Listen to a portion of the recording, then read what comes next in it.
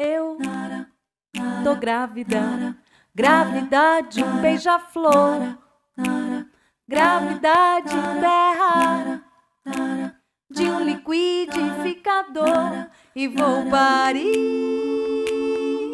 um terremoto, uma bomba, uma cor, uma locomotiva a vapor, corredor. Eu tô grávida, esperando um avião, cada vez mais grávida, estou grávida de chão, e vou parir sobre a cidade quando a noite contrair, e quando o sol dilatar, vou dar a luz.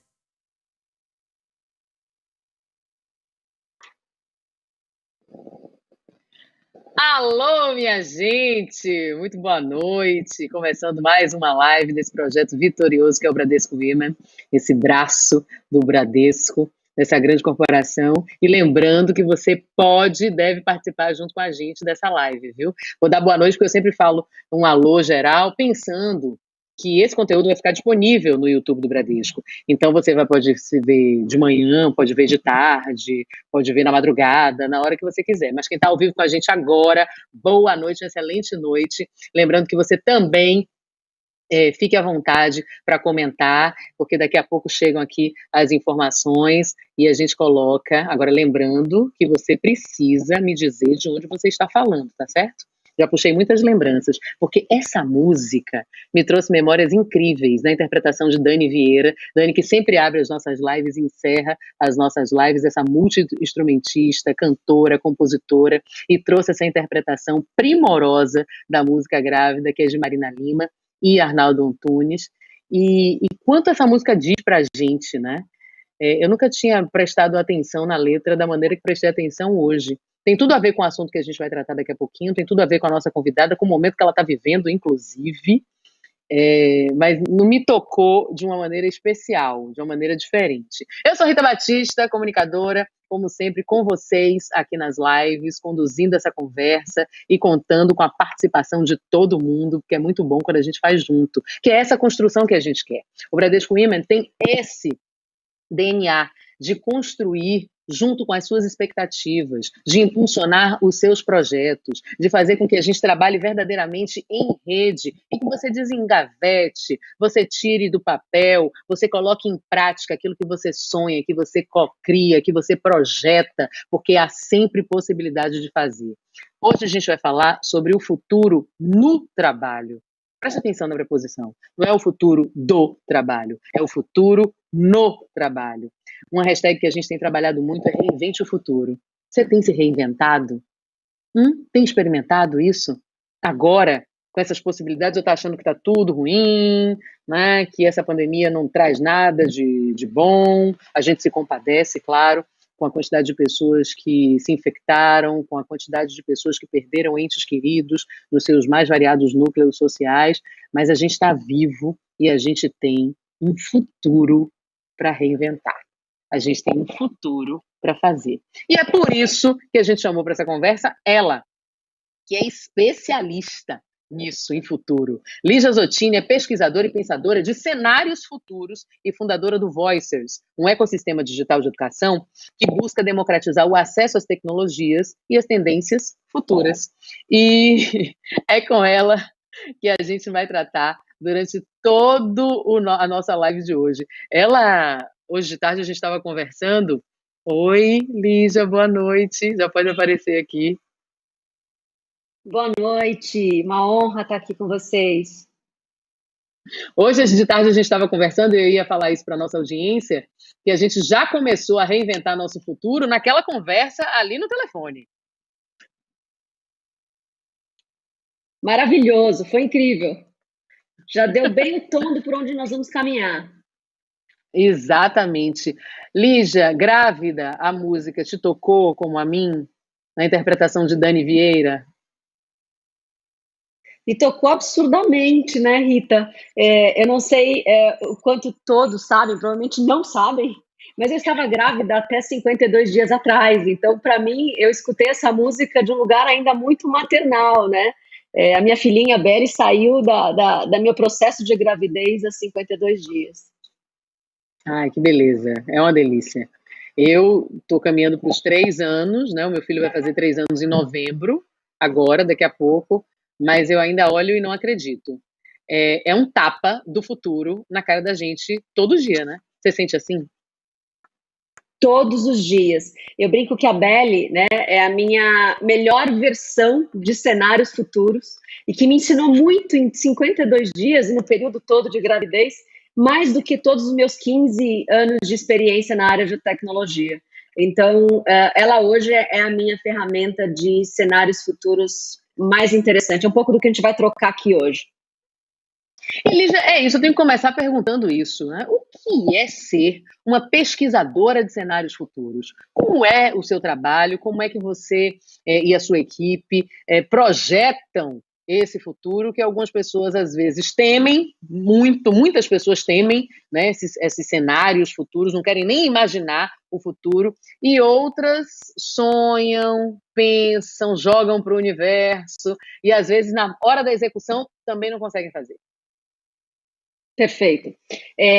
Todo profissional que, assim como eu, se predispõe a fazer cenários futuros, seguem algumas das metodologias mundiais. E o bacana disso é que ela pode ser de recortes possíveis, então cenários futuros possíveis, cenários futuros prováveis, cenários futuros desejáveis. A gente no Voicer gosta muito de fazer os recortes dos desejáveis, tá? Geralmente, quando as pessoas têm acesso a cenários futuros, ele tem muito a característica de estar dentro dos cenários possíveis, né? Que é aquele que a gente brinca que é um cenário Black Mirror, sabe aquela série que a gente tá famosa aí, que geralmente pega o melhor da tecnologia com o pior do humano e faz os cenários de fim de mundo? Esses são geralmente dentro desses recortes de cenários possíveis.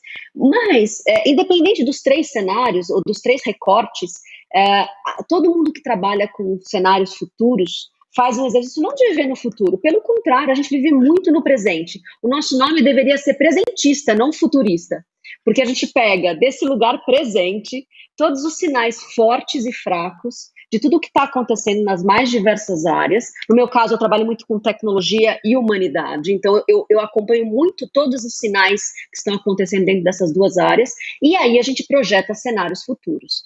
Então, não é um processo de ficar imaginando o futuro e aí voltar com situações distópicas ou utópicas. A gente trabalha muito com os sinais fortes e fracos do presente.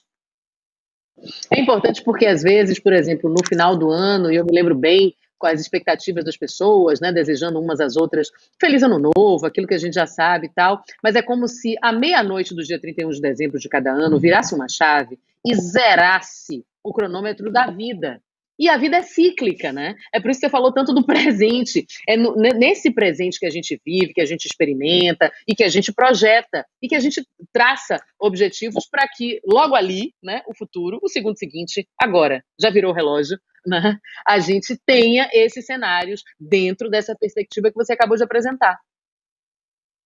É isso mesmo, Rita. Assim, até porque cenários nos inspiram, né? A gente acha que o pensamento, a gente tem uma tendência errônea de achar que pensamento é algo que é imaterial e por isso pode ficar no mundo das imaginações. Não é, ele é o início de qualquer ação humana. Um projeto nasce num pensamento. Então, toda vez que a gente trabalha com cenários, é a argamassa, é o tijolo, é o cimento para ajudar você a pensar. Né? E a hora que você pensa, você começa a tomar ações em relação a esse pensamento. Por isso que é tão importante saber qual é a fonte que você está bebendo para esse seu pensamento ter uma qualidade X ou Y, entendeu? Aqui no Voice, em todo o trabalho que eu faço, o objetivo é te dar cenários desejáveis, para que você possa ter pensamentos desejáveis e ações compatíveis a isso tudo. Então, eu acredito muito nisso, né? Que a inspiração do cenário traz a realidade ao seu redor.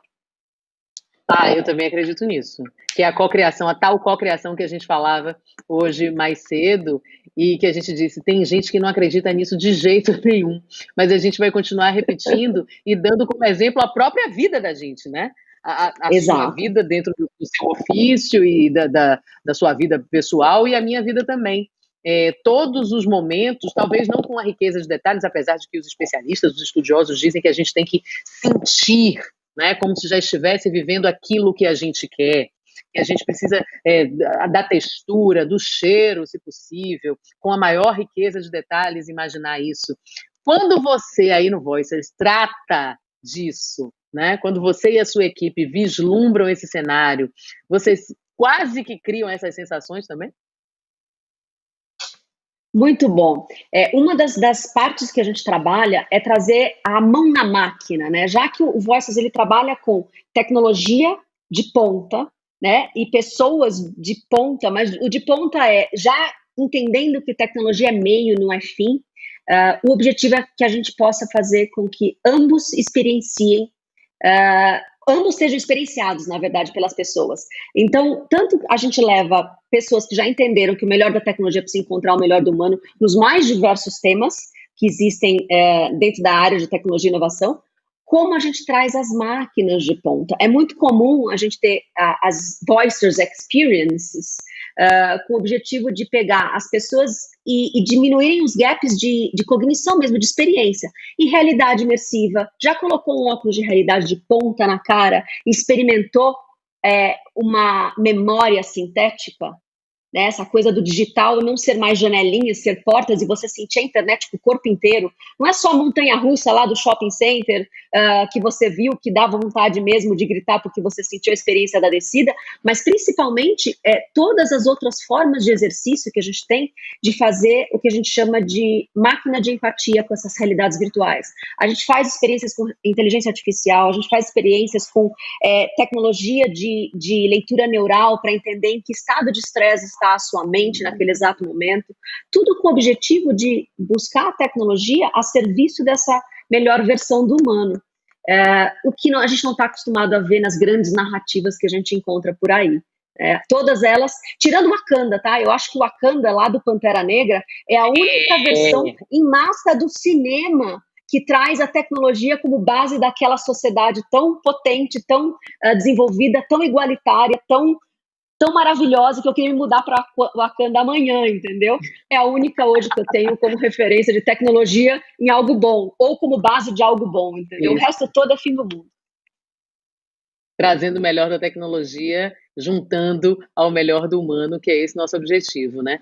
E a pandemia, hein, Lígia? Porque a pandemia deu uma paralisada, né, verdadeira, real, e também parou algumas mentes. Algumas pessoas ainda não conseguiram se reprogramar durante essa pandemia que a gente está vivendo, durante a quarentena, esse período das mais variadas exceções, um período preocupante, desafiador, triste em muitos aspectos, né, a perda de vidas, não há como mensurar essa dor para aquelas pessoas que perderam os seus parentes, os seus amigos, as equipes nas linhas de frente, né, o pessoal da saúde, os sanitaristas, os pesquisadores em busca da vacina agora, essa corrida no mundo para que tenhamos essa vacina o quanto antes, e isso deu uma atrapalhada em muitos planos. Principalmente, acho que uma coisa que a pandemia trouxe para todo mundo, de todos os lugares do universo, de todas as classes sociais, cor de pele, etc., é que a única coisa certa na vida, Heráclito total, é a incerteza, né? É a única coisa. E que a gente não tem controle de absolutamente nada. É por isso que a ideia de viver um dia de cada vez é a mais acertada e mais tranquila. A gente controla a ansiedade, planeja, né, e desenvolve o seu cenário futuro. Então, Rita, acho que a palavra-chave o tempo todo a gente foi criado para ser control freak, né? A palavra em inglês é essa, os loucos do controle. A alta performance, essa coisa maluca, e a gente vai falar muito sobre isso, sabe? O que seria uma proposta para um capitalismo para o século XXI?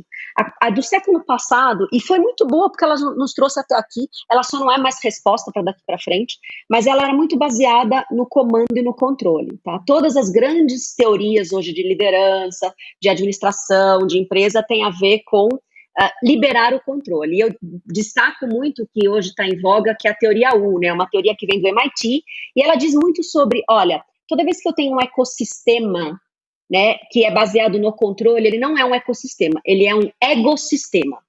Porque o controle, né, muito, muito forte, ele traz uma reação muito grande de medo. Tá? A gente não tem liberdade criativa quando se tem muito controle.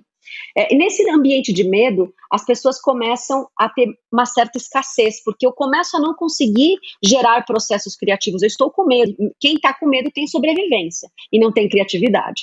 E aí, desse processo de escassez, porque eu estou sobrevivendo, eu começo a ter colaterais como estresse, como uma série de travas no meu negócio, enfim. E aí eu retroalimento, porque eu acho que vou precisar de mais controle.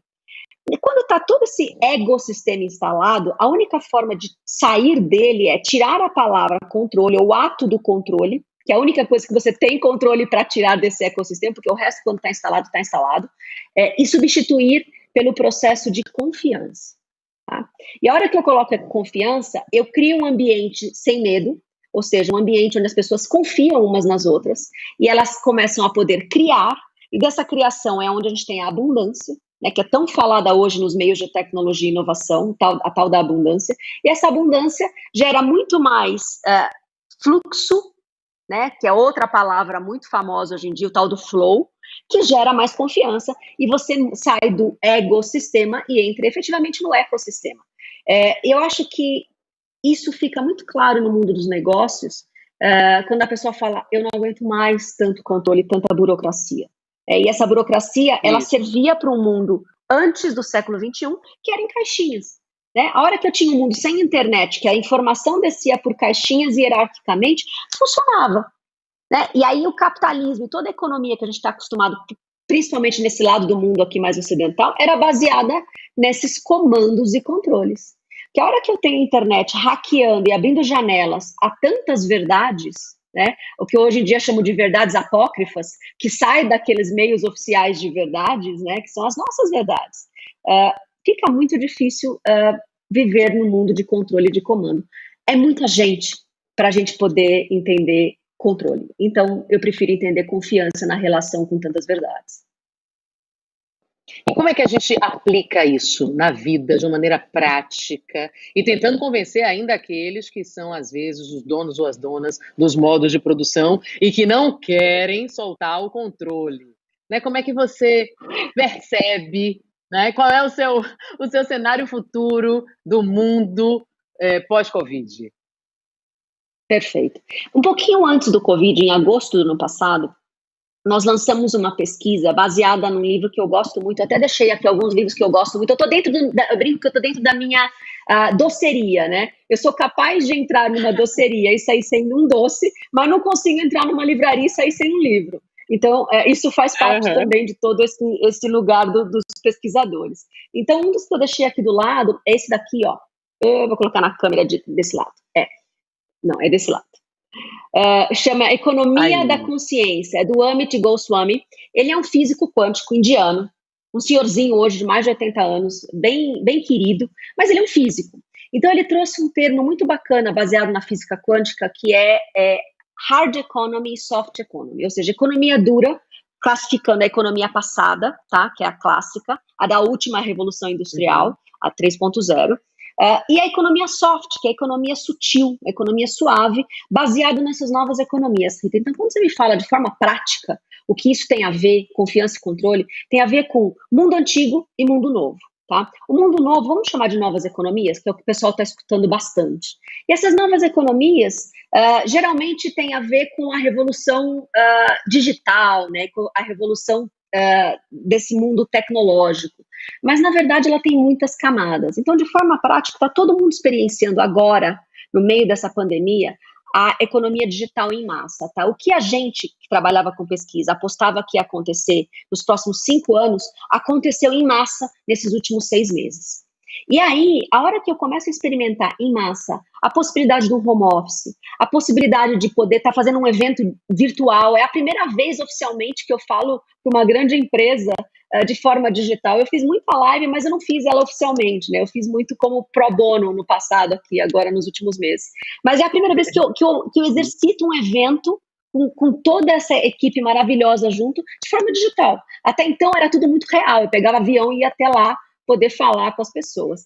Então, está todo mundo em massa experienciando home office, que é o digital, venda através de e-commerce, que não são só os grandes. Eu recebi muita gente vendendo coisa para mim por WhatsApp, o que é muito bacana, de vendas locais. A gente tem muita parte do conteúdo sendo curada por salas de Zoom, que não necessariamente tem toda uma infraestrutura. As pessoas abrem a salinha e começam a dar suas aulas, a educar. As próprias escolas estão usando os homeschoolings através desse tipo de coisa. Então, a gente experienciou em massa um tipo de nova economia chamada economia digital.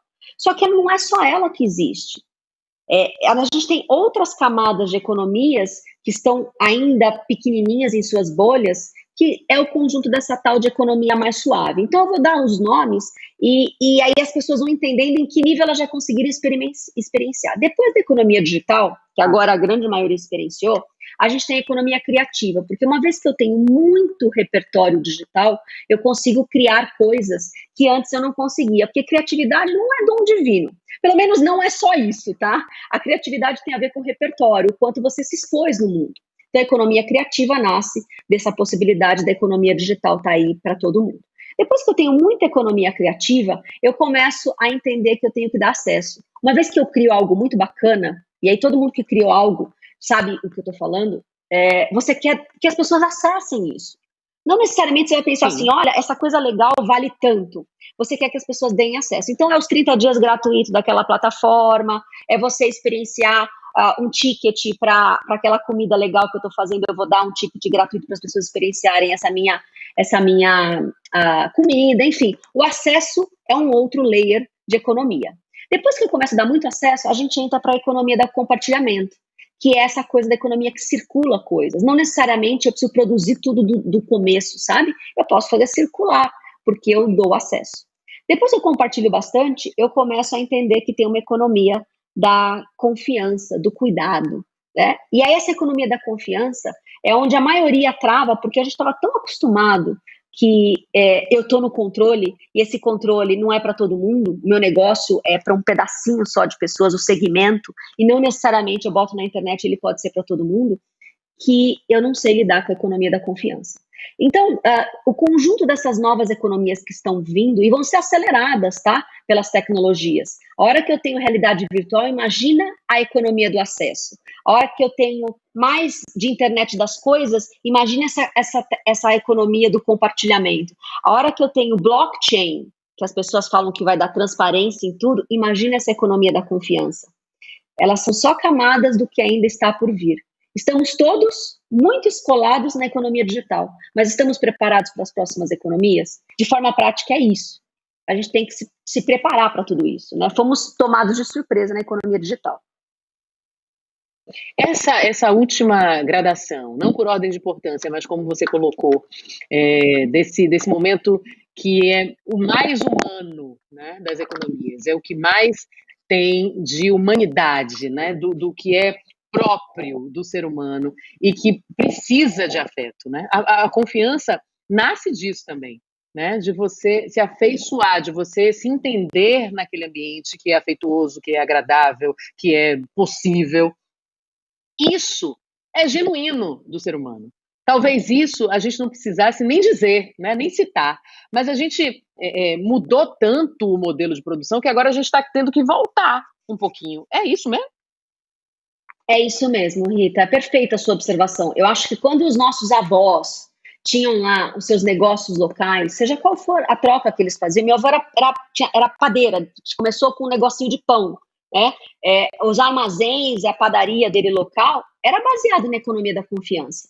Só que a hora que eu coloco esse monte de produção e tecnologia, como é que eu reproduzo aquilo que o meu avô Natal, né, que era o nome dele, é o nome dele, ele é vivo ainda, fazia na padaria, no negocinho dele local, como é que eu faço isso de forma expandida e de forma sistêmica no mundo digital? A gente está se baseando na tecnologia para fazer isso, mas você colocou um ponto tão importante. O blockchain não vai trazer a confiança entre as pessoas, né? O blockchain ele vai trazer a plataforma de transparência. A confiança esse lugar amoroso, esse lugar de troca real, quem vai fazer são as pessoas. Tanto que existe toda uma tendência na área desse blockchain, né? Para quem não conhece, o blockchain ele vai ser como se fosse uma plataforma de internet 2.0, onde a transparência, os bloquinhos vão garantir que todas as informações e todas as partes sejam passíveis e possíveis de serem certificadas, né? E aí, desse lugar, a famosa versão de blockchain mais conhecida é o Bitcoin, né? O dinheiro eletrônico, todo mundo sabe a rastreabilidade dele, você vai poder saber sempre por onde ele passou. Mas isso também a tecnologia vai poder fazer com contratos, a tecnologia vai poder fazer com as certidões, com uma série de dados que você coloca lá, ele se torna transparente. A pergunta que fica nessa linha é que a economia da confiança com essa tecnologia, se você não for muito organizado, toda a sua bagunça vai estar exposto para todo mundo. E se você fizer coisas escusas, né, não tão corretas, você também não vai querer partir para essa plataforma. Então, no futuro próximo, a hora que o blockchain começar a estar mais acessível para todo mundo, de duas uma, ou você não vai estar organizado. Então, eu falo assim, me dá mais um pouquinho de tempo para eu entrar com o meu negócio, para eu entrar com a minha vida nessa plataforma de blockchain, ou então você vai ficar muito claro que seus negócios são escusos, ou aquela organização vai deixar muito claro que vai ter algum tipo de coisa que não é correta, porque ela também não vai querer migrar para aquela tecnologia. Mas, no final das contas, a confiança é feita entre as pessoas. A tecnologia só vai expor aquilo que já se é. Imagino que a gente já teve uma época na humanidade que o fio do bigode era o que valia, né? Bastava-se a palavra de dizer que vai pagar amanhã ou que vai entregar a tal hora aquela encomenda e pronto. E era isso. E estava resolvido. Você que está assistindo a gente e que tem um projeto, que tem um negócio, que agora na pandemia vislumbrou uma oportunidade durante a quarentena, de repente você vende um bolo, um pão, tem muita gente fazendo pão, né, pães gostosíssimos, um pão, né, vestuário, enfim, você descobriu um outro talento, uma outra possibilidade de renda, de ganho, e aí essa especificidade do humano, isso que é característica nossa, precisa ser de fato valorizado. Não é uma bobagem, não é uma besteira, não atrapalha os negócios. Pelo contrário, olha, eu uma vez, agora, durante a pandemia, né, revisando casa, olhando as coisas da casa, na quarentena, revirando os armários, eu descobri uma tesoura de jardinagem que eu nunca mais tinha usado. E quando fui tentar usar, mexer nas plantas, vi que a mola da tesoura não funcionava. Aí liguei para assistência, mandei mensagem, estava fechado por causa da pandemia, da quarentena, foi na outra fase antes da flexibilização do comércio todo. E daí mandei no Instagram, né, mandei uma mensagem para a marca, explicando que eu queria saber se tinha outro modelo que eu não tinha achado no site e tal, não sei o que, não. Aí me pediram o endereço, meu endereço, me disseram que infelizmente aquela tesoura não tinha mais, que eles iriam recolher a tesoura, né, porque era uma tesoura de jardinagem, não podia descartar assim em qualquer lugar. Pois, para minha surpresa, eles recolheram, sim, eles foram recolher, e me trouxeram a tesoura nova, sem nenhum custo. E aí você pensa, né, é isso, é uma bobaginha, né, é uma coisinha, é um carinho.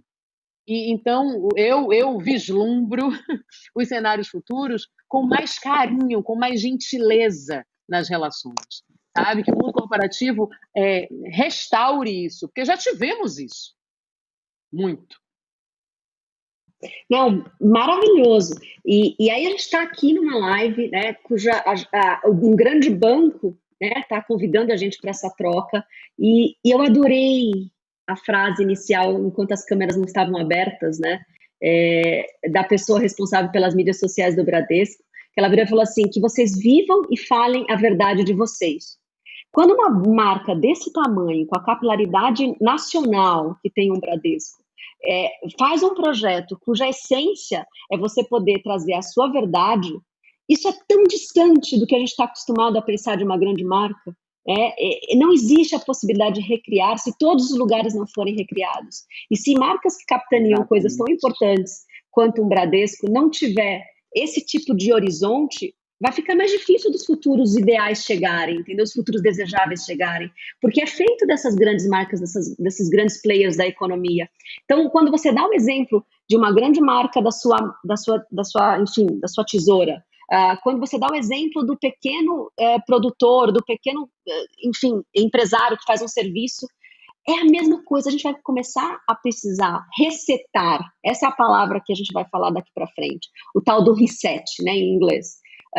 Resetar todas as formas de trabalho até então.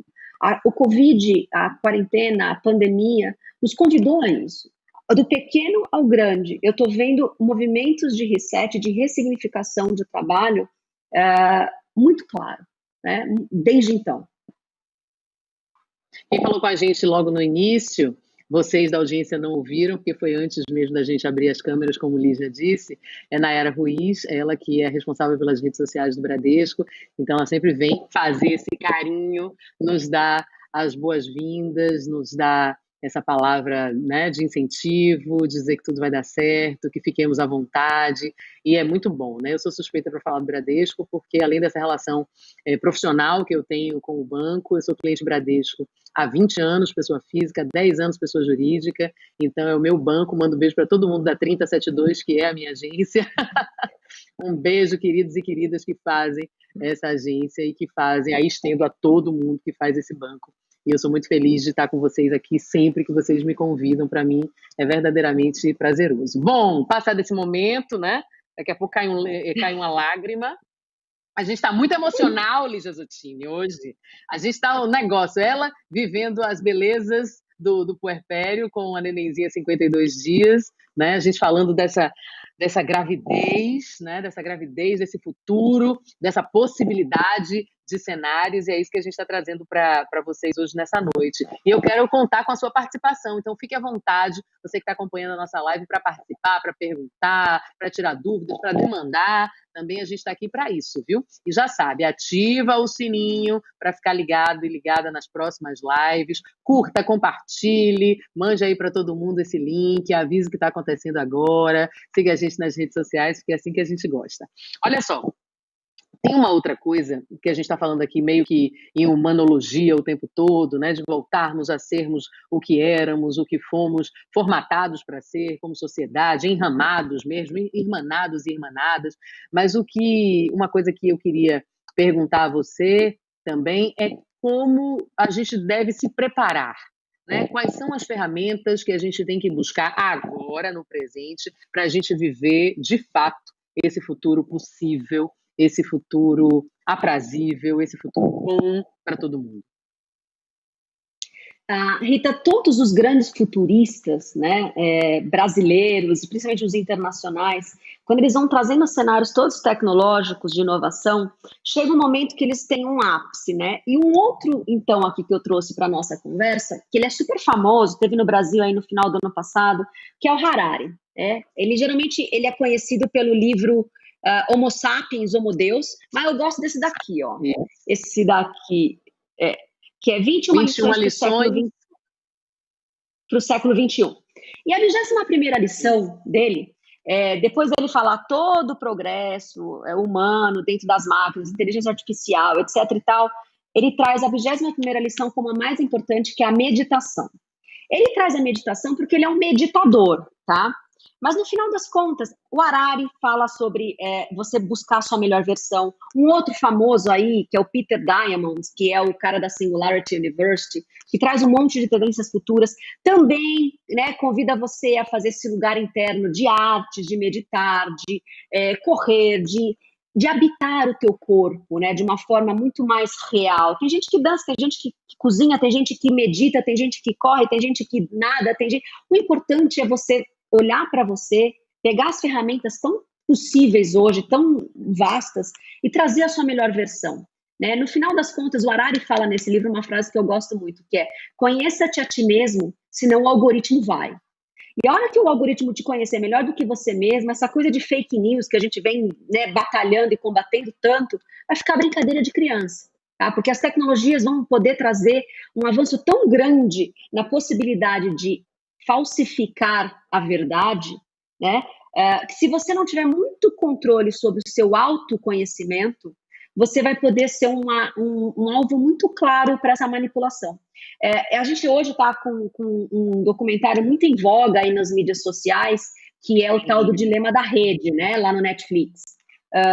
E eu sou muito, enfim, né, questionada para falar o que eu acho daquilo, e eu continuo achando que aquilo é só mostrar a tecnologia como protagonista. Tudo que a gente está fazendo aqui nessa live hoje é falar assim, o protagonismo é humano, a tecnologia é neutra, ela vai ser boa ou ruim de acordo com o humano e de acordo com a massa humana que tiver ao nosso redor.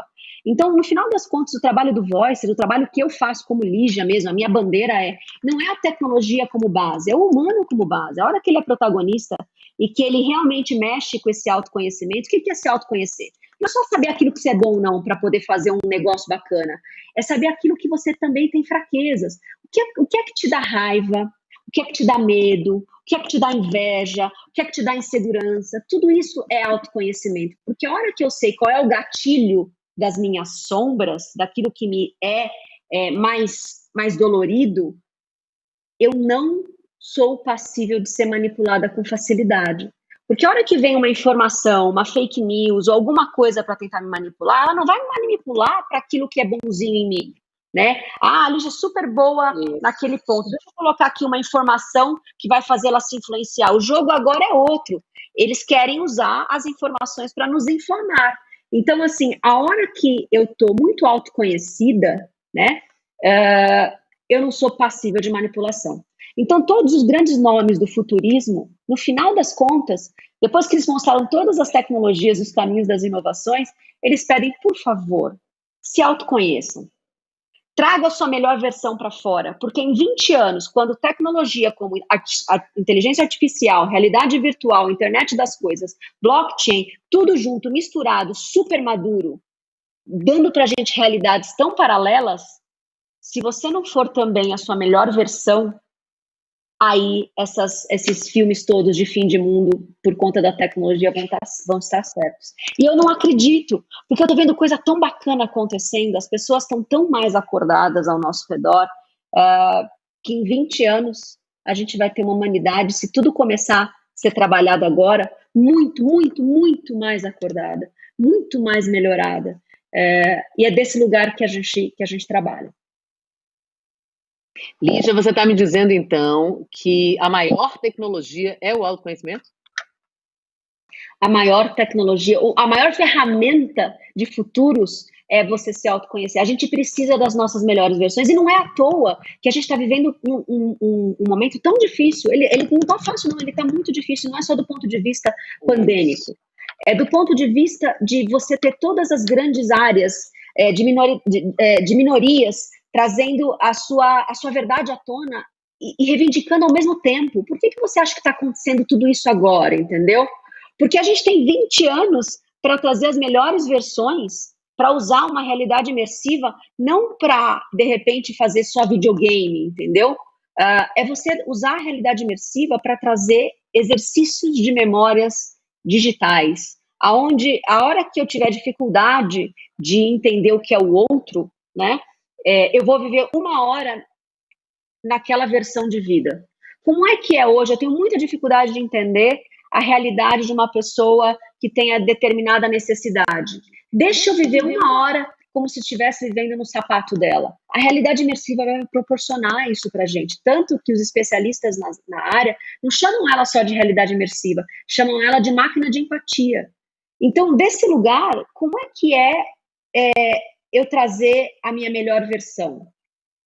A gente vai poder acelerar a nossa melhor versão com essas tecnologias muito grandemente, sim, se eu já começar a trabalhar isso agora. Então, sim, a melhor forma de traduzir uma ferramenta de tecnologia de ponta é aquela que vai trazer o humano de ponta. Ou seja, o autoconhecimento é uma delas. Gente, vocês estão prestando atenção nisso, né? Porque agora deu um bug na minha cabeça. Porque a gente precisa se trabalhar, se melhorar, se conhecer, já que é uma ferramenta de tecnologia para que a gente viva aí os próximos 20 anos da maneira que, teoricamente, pelo menos todo mundo assume esse discurso de que quer uma sociedade mais igualitária, falando em equidade, falando em igualdade de oportunidades para pessoas de orientações sexuais diferentes da nossa, ao controle, viu? Para pessoas que têm uma cor de pele diferente da nossa, para pessoas que têm hoje uma condição financeira que é diferente da nossa, ou para cima ou para baixo. Então, que a gente comece a exercitar a empatia, mesmo ainda sem os recursos tecnológicos que estão sendo gestados para que cada vez mais se democratizem e cada vez mais nós utilizemos, como as plataformas que utilizamos hoje para conversar com os nossos amigos, para realizar o nosso trabalho, para fazer essa live, por exemplo. E, de novo, é material humano para dar e vender. Agora, Lígia, me conta como a gente vai fazer isso. Vamos só pegar a nossa sociedade brasileira, que tem disparidades, né, entre classes sociais, do ponto de vista sociofinanceiro. A gente sabe, por exemplo, né, o mestre Paulo Freire sempre disse isso, sempre repetiu, que os investimentos em educação, por exemplo, precisam começar, é o mesmo prazo, precisam começar agora para que em 2 décadas, né, uma geração à frente, tenhamos de fato os resultados e essa colheita farta de conhecimento, de educação, de boas práticas. Agora o negócio é com você. Associe isso aí e me conte que jeito dá. Maravilhoso. Eu costumo dizer que o futuro ele chega em camadas. A gente divide o mesmo espaço, né? Planeta Terra, Brasil. Você pediu para fazer o recorte do Brasil, mas não divide o mesmo tempo, tá? Então, a hora que eu pego os bolsões mais vulneráveis da nossa sociedade, é quase como dizer que eles ainda estão no começo do século passado, né? Em 1900, o Brasil ele tinha uma pobreza mais generalizada do que a gente tem hoje em algumas partes da sociedade. Só que quando eu vou para esses bolsões, parece que o tempo não passou. Então, todo o trabalho hoje, Rita, é para que concentração de riqueza não se torne concentração de futuro, tá? Esse é o maior problema que a gente enfrenta hoje, porque com as tecnologias que estão vindo, é muito fácil você puxar um bolsão de vulnerabilidade daquele lugar que ele está para o presente agora. Eu vou dar um exemplo, tá? Vamos dizer que as escolas de um interior aí que sofra vulnerabilidade tem a dificuldade hoje de falar sobre realidade virtual porque ela não tem nem internet. Muitas escolas têm dificuldade de chegar o sinal de internet para que tenham as janelas digitais hoje para todo mundo. A hora que a gente faz política pública, e não tem como resolver um problema tão grande como chamado Brasil sem políticas públicas, tá? Então, vamos dizer que a política pública entre e a gente faça um bom trabalho e a internet chegue para todo mundo, que é a base dessas novas tecnologias. Eu vou precisar fazer aquele lugar passar por todas as fases que talvez os últimos 10 anos passaram? O computador, o tablet. Não, se daqui 10 anos a gente não usar mais computador, tablet e, sei lá, celular, e só usar um óculos de realidade imersiva, se a política pública garantir que a base da internet esteja lá, eu não vou fazer aquela sociedade passar pela todas as fases. Eu vou direto entregar aquela nova tecnologia. Então, a hora que eu falo de forma prática, eu preciso que essas bolsões de futuro estejam sendo pensados para onde ainda hoje tem muito mais passado e muito mais vulnerabilidade do que presente, do que a gente está vivendo hoje aqui. O presente que, de repente, a gente está vivendo nas grandes capitais vai ser o futuro ainda de muitos lugares que a gente entende como ausente de recursos e infraestrutura. Então, desse lugar aí, a gente vai precisar que melhores líderes, melhores decisores sejam nomeados, que ocupem os lugares. E aí eu já vou conectar a uma possível fala que a gente vai ter daqui a pouco, que é toda a agenda mundial está baseada numa única palavra hoje em dia, que é reset, tá? E reset é reiniciar. Então, quando você vê um Financial Times, em agosto do ano passado, trazendo na sua capa, uma capa amarela, pode digitar aí no Google, agenda do Financial Times. A nova agenda é resetar o capitalismo. A hora que você vê que o novo tema do Fórum Mundial, Fórum Econômico Mundial, que vai ser agora, no começo do ano que vem, é reset também, é reiniciar a economia. E a hora que você vê um movimento que chama Imperativo 21, que é a junção de grandes empresas ao redor do mundo, né, pensando em como repensar esse capitalismo, a gente tem isso aqui refletido no Brasil. A hora que você tem as grandes empresas pensando em temas como não funciona mais só pensar em dividir o lucro do que eles chamam de shareholder, né, de acionista final. A gente precisa começar a pensar num capitalismo que divida o bem-estar, né, que não pode estar mais focado só nas nossas bolhas de grandes cidades, ou de grandes empresas, ou de grandes capitais. A gente precisa trazer essa noção nova de capitalismo. Ninguém está falando em mudar completamente o sistema econômico, mas a gente está falando em começar a pensar esse sistema econômico daqui para 20 anos de forma diferente, e não mais pensar na lógica só da Bolsa de Valores, mas pensar na lógica dos valores que nós temos como humano para trazer nesses negócios uma outra versão, uma outra visão. Então, é um movimento mundial, não é um movimento só local. No Brasil, isso chegou também. Então, quando a gente teve aí, as semanas passadas, os primeiros movimentos desse lugar que chama Imperativo 21, que traz todas essas novas formas de reiniciar as grandes áreas da sociedade, o Brasil teve esse primeiro movimento aqui. Parece muito longe, muito utópico, mas o fato de a gente estar falando aqui numa plataforma que atinge milhões de pessoas, não é tão utópico assim, entendeu? Não é tão distante assim. E a hora que empresas como o Bradesco começam a capitanear esse tipo de conversa, a gente começa a sensibilizar as pessoas, entendeu? E a melhor forma de fazer isso é as pessoas tomando consciência de que é possível, né? De que mais gente já está fazendo. E aí eu tenho vontade de fazer também. Antes da gente partir para os outros mecanismos, eu ainda vou insistir um pouquinho nisso, porque a gente tem uma realidade brasileira que é muito diversa, é muito diferente esse país, dividido em suas regiões, são mais de 5.000 municípios, né? Então, é um país gigante mesmo, com realidades muito diferentes. E quando a gente fala em igualdade de oportunidade, e você falou muito agora nessa resposta sobre as pessoas que estão em situação de vulnerabilidade, a sensação é que quanto mais se aperfeiçoa aqui, né, quanto mais há fazedores, pensadores, detentores de tecnologia, aqui embaixo há um distanciamento e um afastamento dessa realidade daqui, que está sendo produzida, a meu ver, e penso como você, que está sendo produzida para que essa distância diminua, né? Para que a gente se aproxime, que é isso do resetalismo, para que essas barreiras não sejam mais datadas pela condição de renda, principalmente. Então, você falou da política pública, mas eu ainda quero fazer essa engrenagem funcionar, sabe? Ligar uma peça na outra para que ela possa rodar e funcionar. Porque enquanto você falava, eu ficava imaginando assim, né? Eu tenho um smartphone, eu tenho um computador, eu tenho um foninho aqui bonitinho que entra no ouvido, mas o filho da funcionária da minha casa está tendo dificuldade de acessar a internet para ter as aulas agora no momento da pandemia. Então, como é que a gente, sabe como é que a gente aproxima isso? Ai, Rita, Freire estava certo mesmo. 20 anos, se eu não começar a fazer agora, a gente vai levar 20 anos para ter as primeiras grandes respostas, tá? Mas uma das linhas que quem trabalha com tecnologia traz é a linha da abundância, tá? E essa teoria diz que o quê? Que a tecnologia vai trazer o preço de produção tão para baixo das coisas, né? Vai ficar tão acessível tudo para todo mundo, que só não vai ser de todo mundo se quem estiver liderando aquela empresa, aquela região, aquela cidade, tiver a mentalidade baseada na antiga economia, tá? Vou me explicar.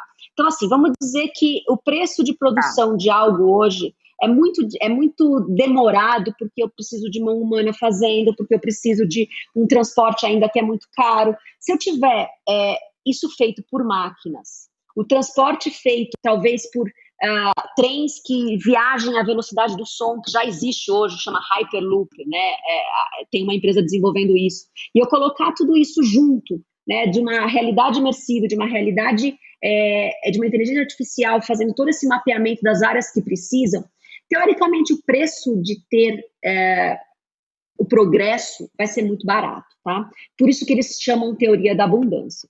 O problema todo se eu não tiver a mentalidade da liderança, sabendo que isso vai ser benéfico para mais, tem que ser benefício para mais gente, eu vou ter uma concentração de riqueza na mão de poucos, como nunca nós tivemos na sociedade brasileira e na sociedade mundial.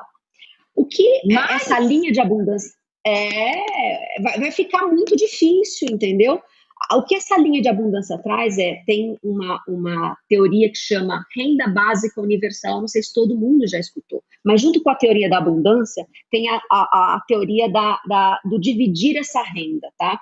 Que no primeiro momento, a lógica do capitalismo não vai desaparecer. Os grandes empresários provavelmente não vão substituir humanos por máquinas nas suas linhas de produção, mas não vão fazer o dividir dessa renda. Então, dentro desses 20 anos, alguns gatilhos de divisão de renda vão ser necessários. E uma delas é essa renda básica universal. Quem defende a abundância defende que quem produz sem nenhuma contratação de mão humana, né, que provavelmente se não tiver contratação de mão humana, os bolsões de vulnerabilidade e de pobreza vão crescer. Então, o que eles propõem é que essa renda básica universal seja uma captura através de impostos daqueles que produzem muito sem mão humana nesses próximos décadas, e que esse dinheiro arrecadado através dos impostos sirva para fazer a transição das pessoas que estão em lugares de vulnerabilidade. Tá? Essa renda básica universal começou a ser testada em alguns lugares do planeta. A Alemanha está testando agora no meio da pandemia. Eu sei que o Canadá testa também. Em alguns lugares estão testando, que é o quê? Garantir que os custos de sobrevivência básica possam ser dados para todo mundo, e não só para quem não tem dinheiro, tá, Rita? Imagina a sua vida se você não tivesse que pensar na sua subsistência básica. Onde é que estaria você hoje, né? Eu acho que esses testes trazidos pelo benefício da tecnologia, pela abundância da tecnologia, precisa começar a ser testado aqui no Brasil também. Eu não vi nenhum teste sendo feito em lugar nenhum ainda aqui no Brasil, que como seria uma sociedade que não precisa se preocupar com a sobrevivência básica. Hoje a gente tem problemas realmente de gaps muito grandes financeiros e de diferenças sociais muito grandes. Vamos começar a testar numa cidade onde essa miséria está mais presente? Porque um dos medos das pessoas hoje em dia é que a hora que você der uma renda básica universal para todo mundo, e não estou falando de bolsa, tá? É renda mesmo, é garantir de nascença que todo ser humano possa ter a sobrevivência garantida. Eles têm muito medo que as pessoas não façam nada das suas vidas. E a gente precisa começar a testar nas mais diversas sociedades se isso é verdade. Nos primeiros testes que está saindo aí no Canadá, que está saindo na Alemanha, que está saindo no Quênia, o Quênia também está testando ali. Não é verdade isso. O ser humano, a hora que ganha essa bolsa, ele não vai ficar dormindo na casa dele sem fazer nada. Ele é um ser humano criativo por natureza. Então a gente sai desse lugar de máquina para começar a ter cada vez mais pessoas migrando para essa sociedade da criatividade, sociedade de poder colocar a sua melhor versão, o seu inédito para fora. A gente precisa começar a testar isso no Brasil. E eu não consigo imaginar outra forma que a gente não tenha iniciativa privada próximo da iniciativa pública com projetos público-privados, privados-privados, públicos-públicos, que estejam mirando para esse lugar, né, onde a tecnologia haja embolsões de pobreza, de um lugar onde eu não vi ainda aqui no Brasil. Olha, dá um tempo, minha gente. Vai fazer as perguntas de vocês, né? Ler aqui o que é que vocês mandaram. Eu sei que é muita informação, mas é informação boa, de qualidade, e eu acho que vai dando arejada nas ideias, né? A gente vai pensando de um outro lugar, de uma outra maneira, aquela história de pensar fora da caixa mesmo. Eu estou tendo vários insights aqui. É bom anotar, né, Lígia? É bom anotar as coisas que a gente vai pensando, né? Vocês dizem que é bom. Os especialistas sempre dizem, anote as coisas que vocês estão pensando, que vocês estão querendo, a ideia que você teve, às vezes está lá no trânsito, né? Ou no ônibus, ou no metrô, ou no seu carro, ou no carona, e está pensando uma coisa, anote. Ou grave, né, de repente. Vamos lá. Carol Nobre diz, dá para sentir de longe as boas energias dessas duas mulheres juntas. Oh, Carol, obrigada. Obrigada. Germildo Oliveira diz, boa noite a todos e a todas, sou Hermildo e resido em Juazeiro do Norte, Ceará, está acompanhando a gente na live. Emília Fico diz, boa noite, Bradesco Women, sensacional. Um beijo. Obrigada também. Aí começaram as perguntas aqui, até que chegou um bocado de pergunta. Vamos lá. Areta Nascimento diz, Lígia, você acha que o home office vai ganhar força para o futuro. E aí, sobre home office, além de Areta, tem uma outra pessoa também aqui que pergunta, Rafael Takemoto, qual o impacto do home office na NRs? O que são NRs? Não tenho ideia. Nas NRs. Rafael, explica aí o que é NR, mas vamos falar de home office. Bom, o home office ele foi a grande ferramenta dessa pandemia. Como eu disse lá no começo, aquilo que a gente esperava de instalar-se home offices e vidas remotas, trabalhos remotos nos próximos 5 anos, se instalou tudo agora. Então, eu acho que é uma tendência que todo mundo experimentou. A gente experimentou liderança de times remotos e funcionou. A gente experimentou a produção à distância e que tinha muito medo, que os funcionários não produzissem. E a gente viu que produziu e produziu muito mais.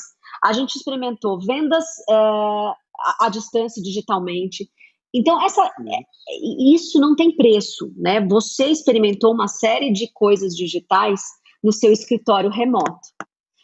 Com a volta das atividades aos poucos, daqui para frente, vamos supor num cenário que a vacina veio, todo mundo se vacinou, a pergunta da Areta talvez tenha a ver com isso. Será que a gente vai voltar todo mundo em massa para a antiga realidade?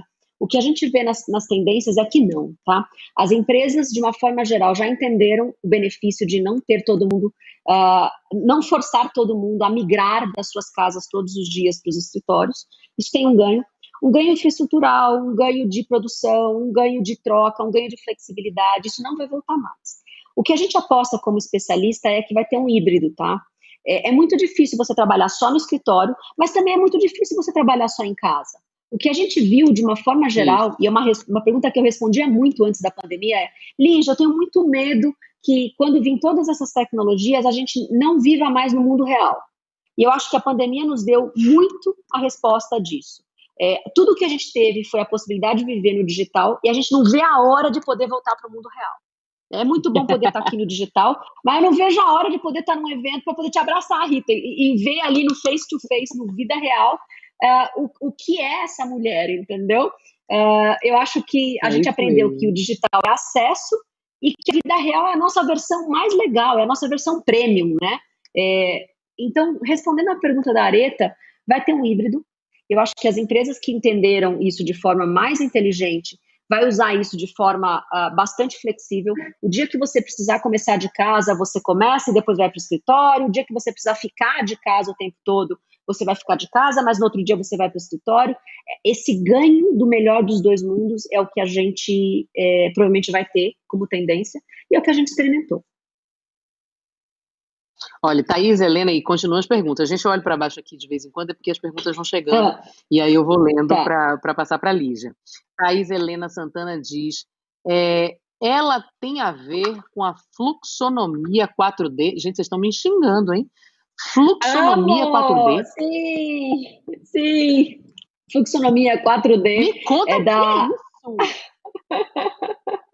É de uma querida amiga que eu tenho aqui no Brasil, aqui em São Paulo. Ela também é uma futurista, é a Lala, né? Lala desenvolveu toda uma metodologia chamada fluxonomia 4D, que é você olhar para todas as organizações e colocar a lógica da revolução 4D, a revolução industrial, né?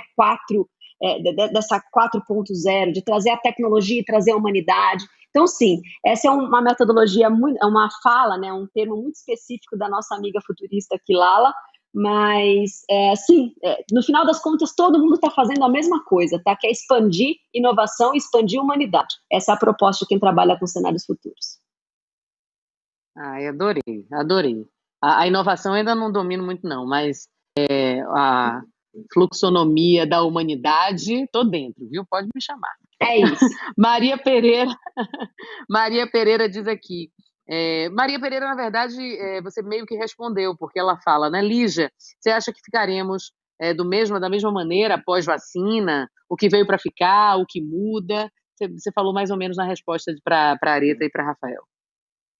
Sim, e acho que se pudesse ser mais abrangente, eu diria que esse momento de pandemia foi um convite para a gente visitar os nossos excessos, tá?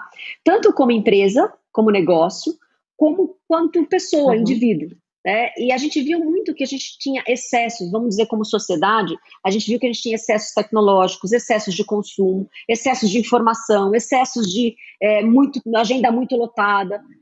E a gente viu também que nas nossas vidas pessoais, eu posso dizer na primeira pessoa, a gente tinha muitos excessos de consumismo, e tinha a ver com um certo consumismo compensatório, sabe? Porque eu trabalho muito, eu vou comprar mais um sapato que eu não preciso, entendeu?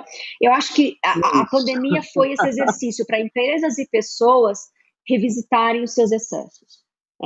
Eu brinco que eu tenho hoje um banner de vestido que me segue faz 6 meses, porque eu engano o algoritmo lá da loja. Eu adoro ele é lindo, ele é marrom, assim, eu adoro vestidão, né? É uma coisa mais rústica. Eu entro quase todo dia no link. E eu falo, para que diabos eu vou comprar mais um vestido se eu acabo vestindo a mesma roupa faz 6 meses, porque eu quase não tenho um lugar para vestir as roupas que eu tenho aqui, entendeu? Então eu engano o algoritmo, ele continua aparecendo para mim, mas eu não compro, porque é um excesso, eu não preciso daquilo, entendeu?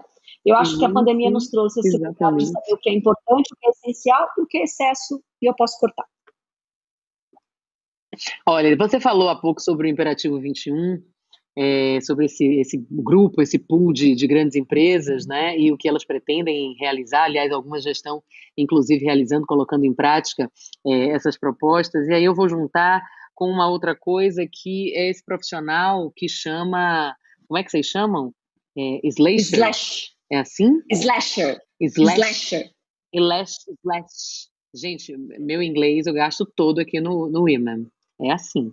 E esse profissional múltiplo, né, esse profissional de vários talentos, esse profissional que tem grandes possibilidades nas carreiras, no plural, e que antes não era nem considerado, que era aquela pessoa que não parava quieta numa profissão, era aquela pessoa superficial, porque não se aprofundava, não se dedicava, não se especializava em uma coisa só. Hoje a gente tem muita gente trabalhando em várias frentes e desempenhando bem essa coisa de um único ou uma única, né? Aquela que só aperta o parafuso, mas ela aperta o parafuso tão bem que ninguém consegue desapertar. Mas aí tem aquele que é especialista em desapertar parafuso, que também quando ele desaperta ninguém consegue mais enroscar. Isso não existe. Maravilhosa.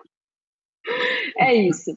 A lógica do século passado, a lógica da economia passada tinha a ver com os especialistas, né? A hora que eu tenho a máquina nos libertando dos trabalhos de máquina que nós fazemos, e todo mundo faz, não é só aquele que está na linha de montagem, não. Todo mundo sabe aqui a parte do dia que é usado como máquina ainda. Aquele trabalho repetitivo, aquela planilha, aquela reunião, aquela coisa que repete.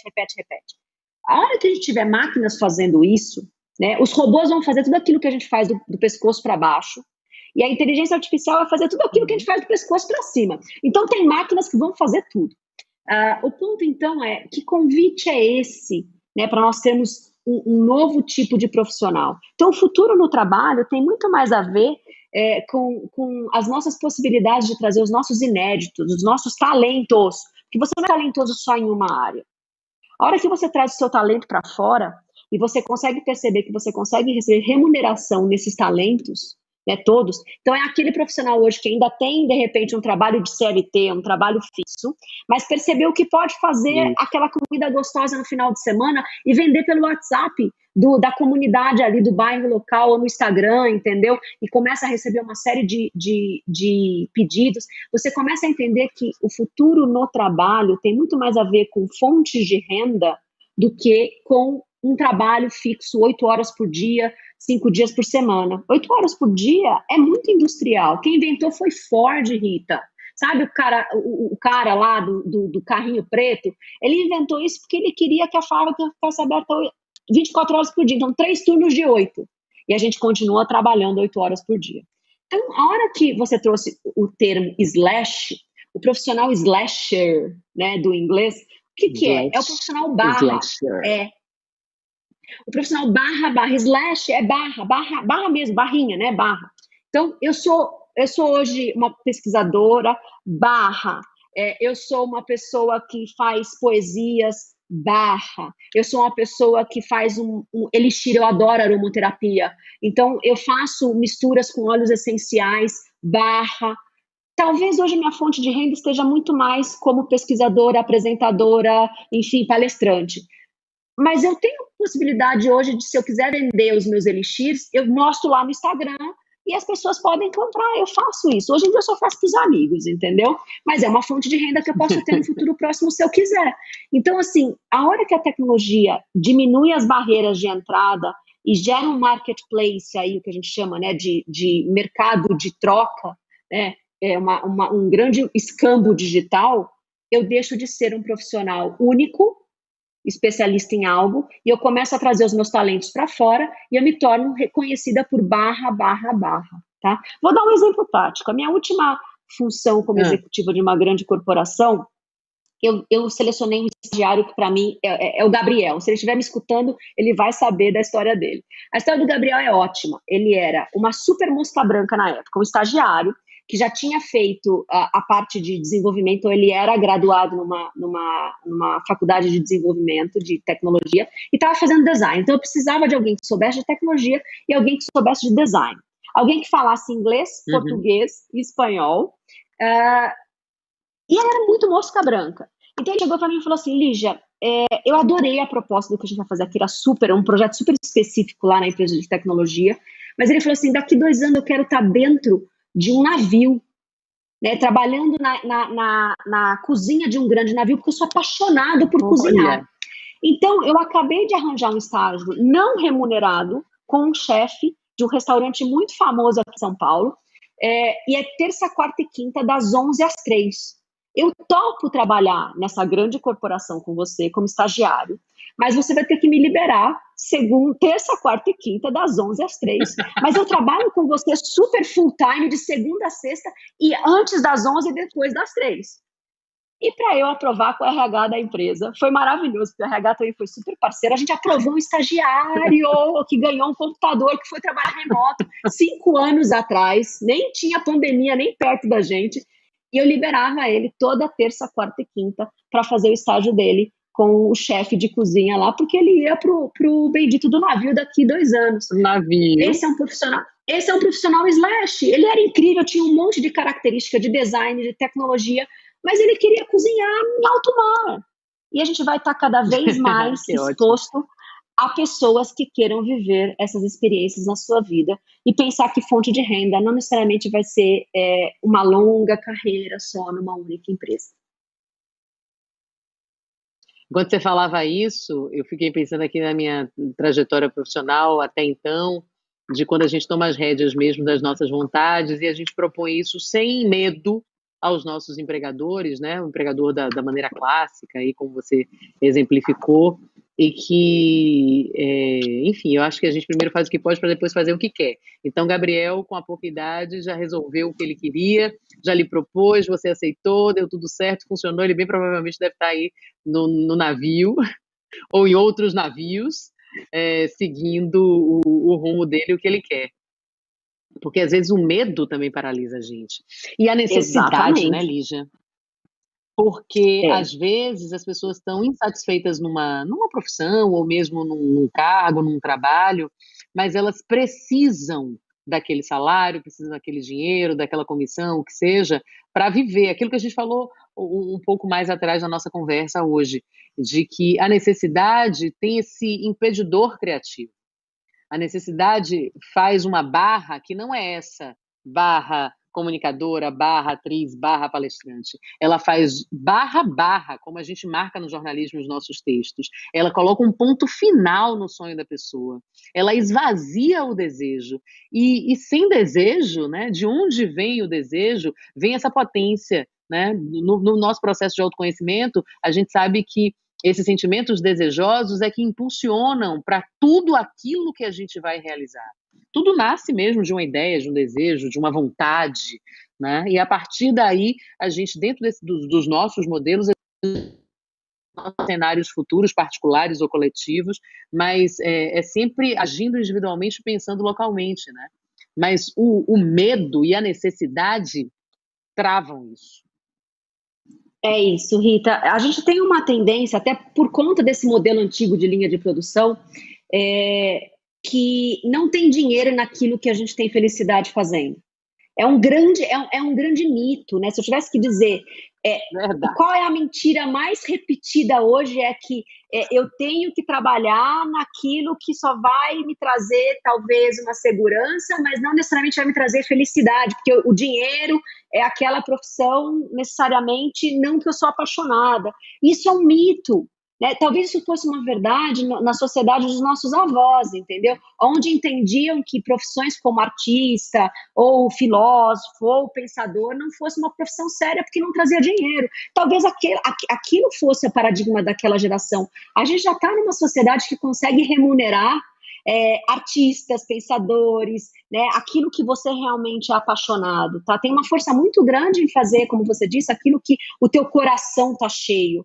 Então, o primeiro convite que eu faço isso faz parte do futuro do trabalho, tá? Do futuro no trabalho, do futuro das profissões. Você vai precisar encontrar aquilo que seu coração fica feliz fazendo, porque vai ser abundante você fazer e você ter fonte de renda em cima daquilo que você gosta.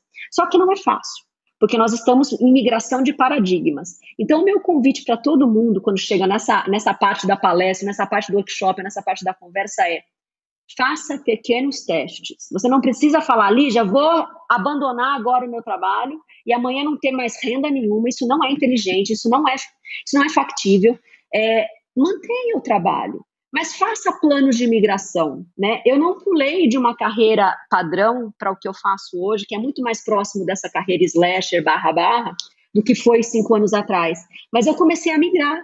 Né? Aos finais de semana, o Voicers nasce como uma resposta da paixão do meu coração, mas eu não monetizei o Voicers logo de cara. Eu fui fazendo em paralelo durante bons anos na minha vida, entendeu? Então, o convite faça em paralelo aquilo que você é apaixonado por fazer. Até que você faça tão bem que outros vão pedir para que você faça e as pessoas vão chamar outros para ver você fazendo, ou vai indicar você fazendo porque você faz muito bem, e aí você vai perceber que já tem base de renda suficiente para você dar um passo mais próximo daquilo que você quer fazer. Aquilo que a gente precisa fazer, que são os trabalhos do futuro, tem a ver com trabalhar com o seu propósito, com a sua verdade, aquilo que você é apaixonado. Porque fazer aquilo que não se gosta em troco de dinheiro, as máquinas vão fazer melhor. Né? A gente vai precisar ter a sua humanidade bem, bem claro, bem, bem exposto. Olha, esse negócio das máquinas fazerem melhor. Toda vez que você fala das máquinas, você falou há pouco em outra resposta, acho que foi da nossa audiência, você falando que daqui para baixo vai ter uma máquina para fazer e daqui para cima a inteligência artificial. E aí me dá um frio na espinha. Porque enquanto for daqui para baixo, né, a gente até negocia. Mas daqui para cima tem uma pessoa que programou, que ensinou, que criou aquela inteligência e passou os seus valores para ela, né? De vida, inclusive, não só do que ela precisa realizar, do que ela precisa executar, mas das suas sensações, da sua percepção de mundo. E aí eu vou para um exemplo muito rudimentar, mas que para mim é o exemplo máximo. É o exemplo máximo que o cinema me trouxe até hoje. Eu sei que houve outras produções mais modernas, ganhadoras de prêmio, mas Robocop. Eu sempre morri de medo de Robocop. Faço aqui, né, essa confissão nessa live, porque, de novo, é completamente rudimentar. Pode rir, Zottini. Pode rir. Deu um efeito sanduíche aqui em mim. Mas pode rir à vontade, porque entre os meus amigos isso é uma piada, inclusive, porque, gente, ele era um super policial, né, humano, só humano, depois ele vira aquela coisa, meio máquina, meio humano, completamente programado, né? Então tem uma leitura, vê a temperatura da pessoa, vê se a pessoa é ladra ou se não é, se a pessoa rouba ou se não rouba, o que a pessoa está fazendo, e aí pá, atira, prende, destrói tudo.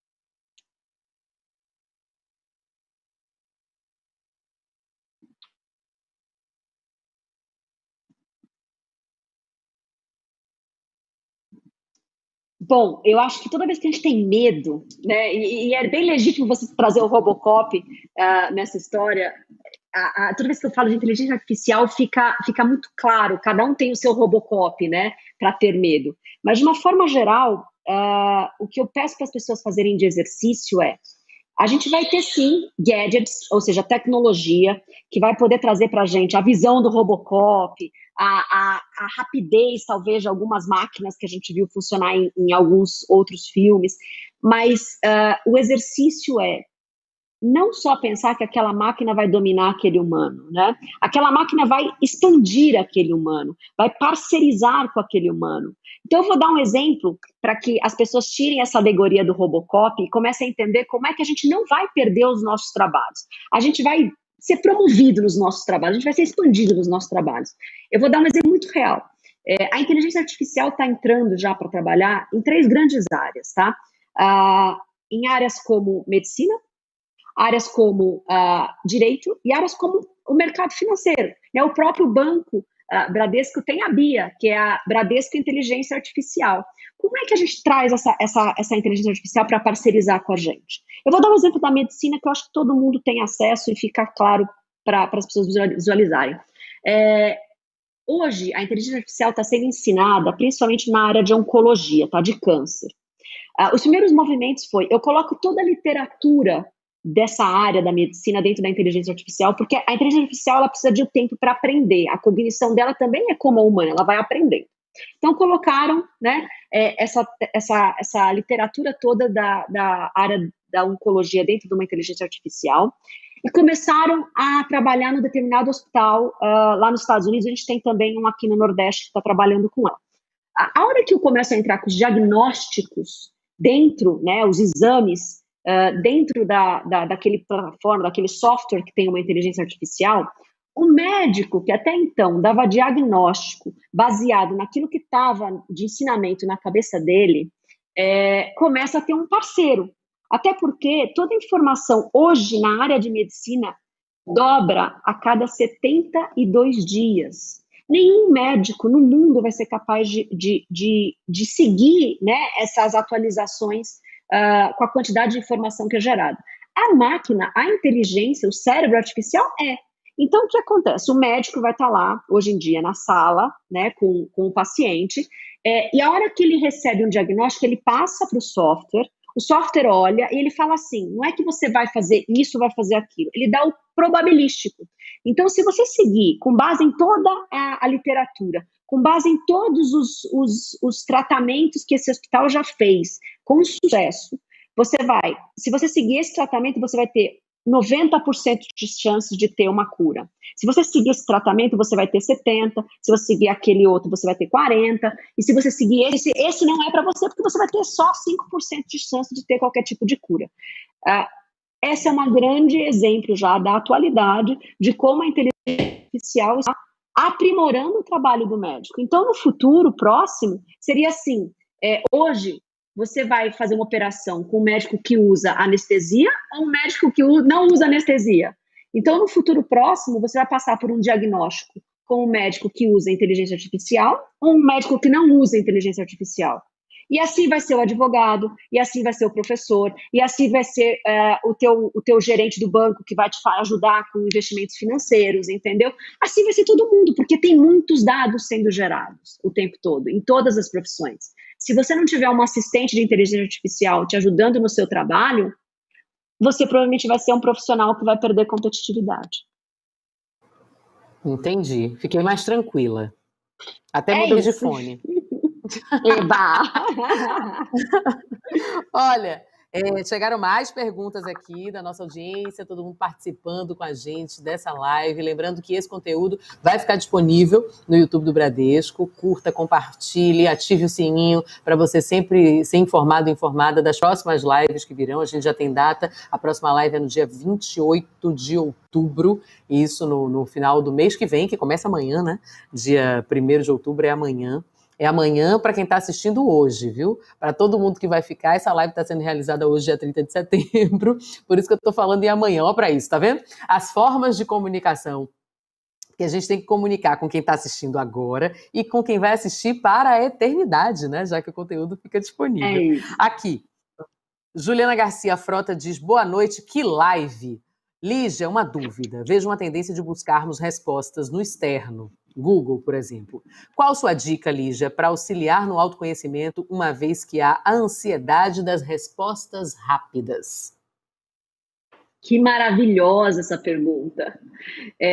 Existe sim, né? A gente não vai poder abandonar toda essa tecnologia que vai estar cada vez mais aprimorada. Então, os algoritmos de um Google, de qualquer base tecnológica, vão estar cada vez mais sutil e mais rápido e mais fluido. Só que ele responde à sua própria tecnologia interna, né? Eu brinco assim que em épocas de pandemia, onde ninguém conseguiu prever uma pandemia dessa chegando, tá? Então, todo mundo que trabalha com previsões, o meu trabalho, o seu trabalho, qualquer trabalho trabalha com previsões futuras, estratégias e planos futuros. Aprendemos que todos os planos foram por água abaixo, né? E não tinha muita resposta, porque não tinha nenhuma referência semelhante ao que a gente passou nesses 6 meses.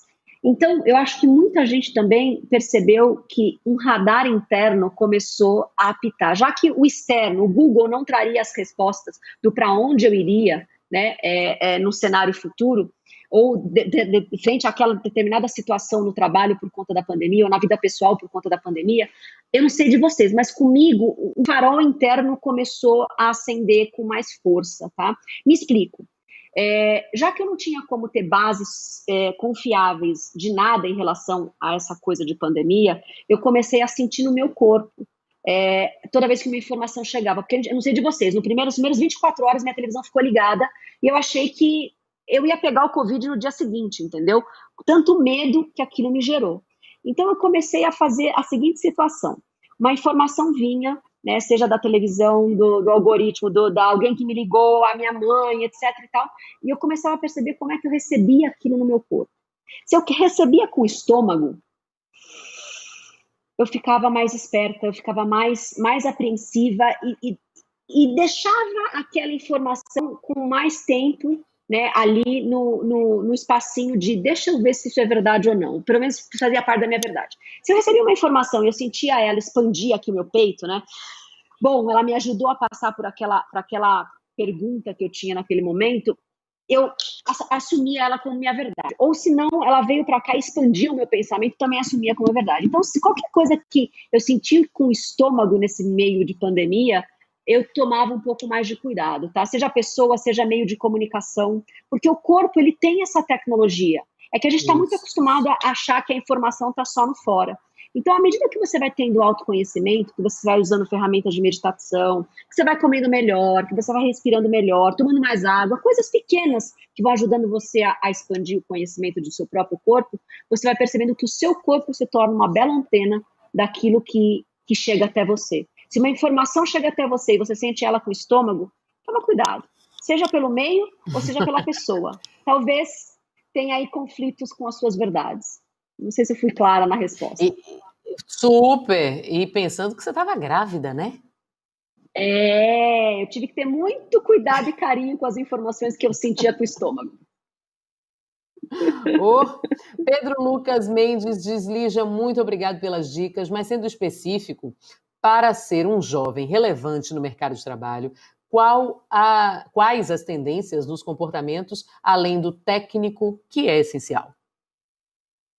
O futuro ele tem muito a ver com soft skills, né? Que a gente chama essas habilidades sutis, que a gente está chamando também de essential skills, né? Não é mais a soft, mas são skills essenciais. Então, essa parte de criatividade, de resiliência, de empatia, pensa que a máquina ela não é passível de ter essas coisas todas. Então, no futuro, seja qual for o mergulho técnico que você queira fazer, eles ainda vão acontecer, as áreas vão continuar acontecendo, as profissões, a maioria vão continuar existindo, são poucas as que vão desaparecer, elas vão ser só reinventadas em si mesma, só que a tua participação como humano, ela vai estar muito mais baseada nessas que hoje a gente chama de soft skills, essas características de humanidade muito mais aparentes, né? Você vai ser um profissional único se você trouxer a sua humanidade para fora. Por que vocês chamaram a Lígia para falar de cenários futuros? Tem tantas pessoas que poderiam estar respondendo essa pergunta, porque em algum momento o nome chegou e vocês olharam o meu trabalho, vocês escutaram as referências e escolheram a Lígia para estar aqui hoje e não as outras pessoas que poderiam estar falando da mesma coisa. Eu acho que cada vez mais esses olhares únicos sobre aquilo que se faz, ou seja, a sua humanidade, a sua versão inédita sobre aquela profissão, sobre aquele cargo, sobre aquela versão de trabalho, ela vai importar mais. Você vai ser competitivo se você trouxer a sua verdade para a posição que você ocupa. Ótimo. Ai, Bradesco, muito obrigada, viu, por me escolher. Olha aqui, tem uma pessoa... Você já respondeu um pedacinho da pergunta de... cadê? Aqui. Um moço, ele está preocupado com o desemprego, né? Lígia, nessa nossa era da modernização, o que seria um diferencial para destacarmos dentro das organizações? Ele está preocupado com isso, com essa coisa do desemprego e tal, se de repente seremos substituídos, mas você falou agora sobre remodelagem, né? Não, e aqui, exato. Elisângela, diga. Não, pode ir. Não, eu ia falar só, exato. Acho que eu acabei respondendo já. Isso. Elisângela Sueli, Elisângela está preocupada com a produtividade. Lígia, como de fato medir produtividade das pessoas que estão em home office? Eu acho que a gente, por muito tempo, eu trabalhei em empresa de tecnologia, então home office para empresas de tecnologia já é uma realidade há muitos anos. Em 2005, quando eu comecei a trabalhar numa empresa de tecnologia, eu já tinha a possibilidade de fazer home office, de fazer trabalho remoto. Então, o que eu posso dizer para você é que o trabalho remoto, ele é o mais produtivo do que você perder o seu tempo num trânsito, migrando até o escritório, voltando do escritório para casa. Você já ganha produtividade só de não ter que se locomover. Depois, no escritório, tem muita gente. Então, é maravilhoso. E é por isso também que eu acho que o híbrido é importante. Mas a hora que você está lá no escritório com muita gente, tem gente que vem na sua mesa, tem o cafezinho, você sai para almoçar 1 hora e volta. Então, para empresas que já têm o home office instalado há muito tempo, que já tem essa coisa madura do home office, sabe que o trabalho em casa é o dia que você trabalha mais. Tanto que lá nessa empresa que eu trabalhava, o dia que eu precisava ficar muito focada em algo, eu falava, vou ficar de casa. Porque se eu for para o escritório, eu vou trabalhar menos, eu vou ter menos atenção.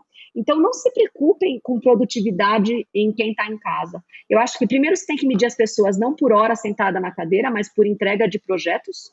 Então, para o meu time, eu sempre falava assim, aonde você está? E não queria saber onde ele estava com o bumbum sentado na cadeira. Eu queria saber onde ele estava na entrega do projeto que a gente tinha combinado. Está no meio, no fim, no começo, enfim. Onde você está tem sempre a ver com o projeto e não com o tempo ou com a cadeira, onde a cadeira está. A cadeira pode estar na praia, desde que você entregue o projeto que a gente combinou. Isso. Lígia Zottini, eu quero saber como é que a gente faz para ser um futurista da nossa própria vida. Maravilhoso. Eu acho que a característica do futurista é aquela pessoa curiosa, aquela pessoa que não se conforma em só ter um cenário, né, uma realidade. Então, na sua própria vida, comece a, primeiro, ser curioso do para onde a sua vida pode ir, seja no trabalho, seja na vida profissional.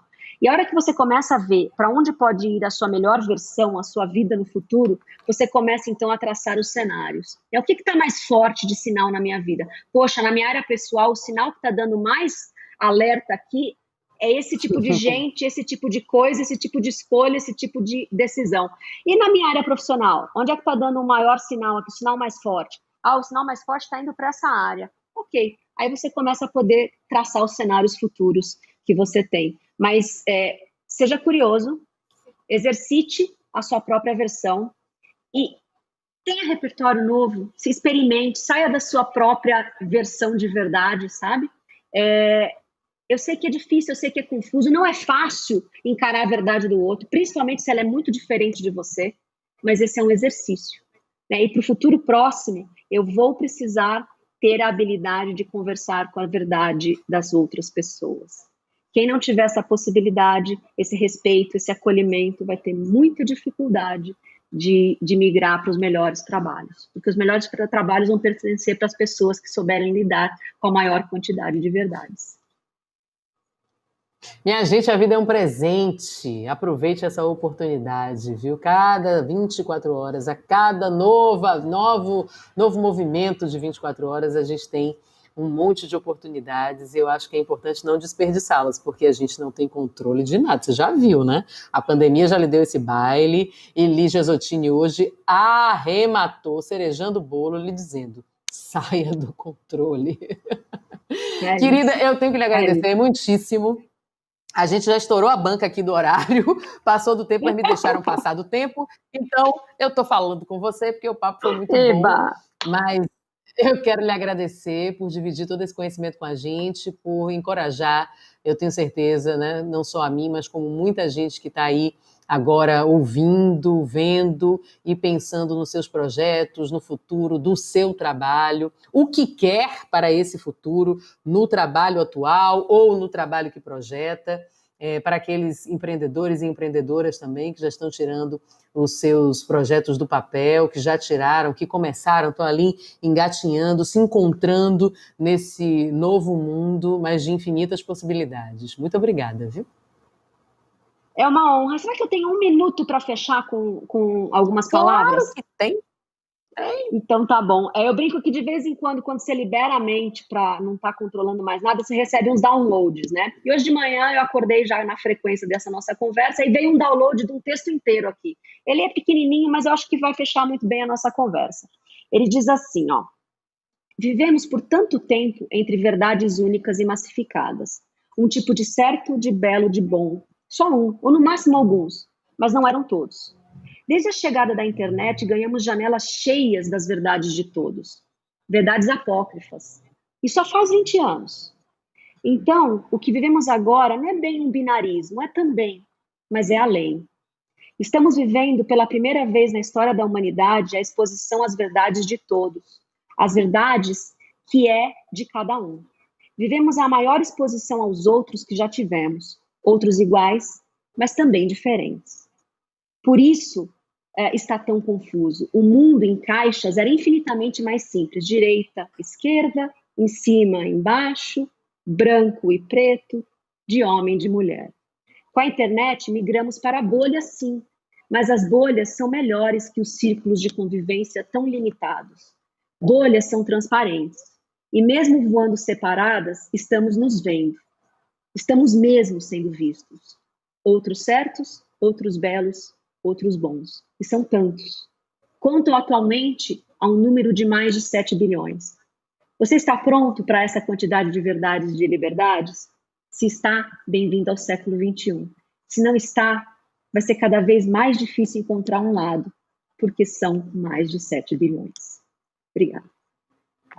Uau! Que maravilha! Gente, conversamos com Lígia Zottini, pesquisadora de cenários futuros, nessa live incrível, né, de muita informação, de muita novidade, termos que eu nunca tinha ouvido falar até então, né, situações que eu comecei já aqui a projetar, a imaginar, e eu tenho certeza que a nossa audiência também.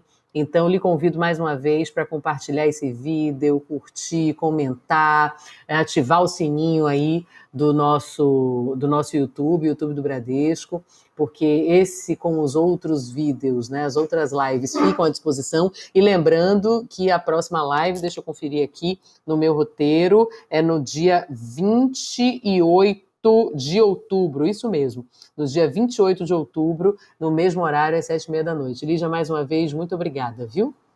Um beijo. Foi uma honra. Obrigada a todos. Obrigada, Bradesco. Obrigada, Rita. Obrigada a todos. Foi maravilhoso. E a gente encerra assim como começamos, com ela, cantora, compositora, multi-instrumentista, multitalentosa, Dani Vieira. Siga a Dani Vieira nas redes sociais e veja a capacidade dessa artista. Tem tudo a ver com o que a gente falou aqui. Essa reinventa o futuro a cada momento. E que bom que a gente está aqui na plateia só para aproveitar e aplaudir. Lígia Zottini, um beijo, boa noite para você que ficou com a gente até agora. Tchau, até a próxima. Obrigada, Bradesco.